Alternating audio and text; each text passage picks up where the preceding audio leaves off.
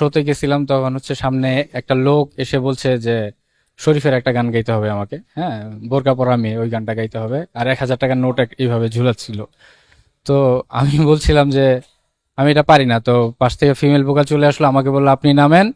Female vocal চলে আসলো, উনি গাইলো, উনি 1,000 টাকা নিয়ে নিল। বাস এরপর থেকে মানে এত খারাপ লাগছে জিনিসটা, এরপর থেকে আমি কমার্শিয়াল ছেড়ে দিছি আর বলছি যে টাকার জন্য আর গান রচনা করবো না।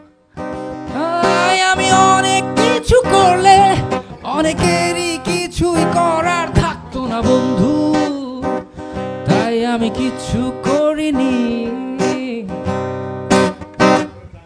শুধু মনের জানলা খুলে বসে আছি, কিছুটা আলো আর বাতাস এসে মনটাকে শান্ত রাখে। সোহাগ পুরো বোহেমিয়ান টাইপের একটা গান আসলে, রাইট? পুরো একটা গানের লিরিকটাই তো পিনিক, ওখানেই তো তোমার যে রাজার রাজা নাই ওর রানী কই যায় টাইপের একটা ফিল পাইলাম।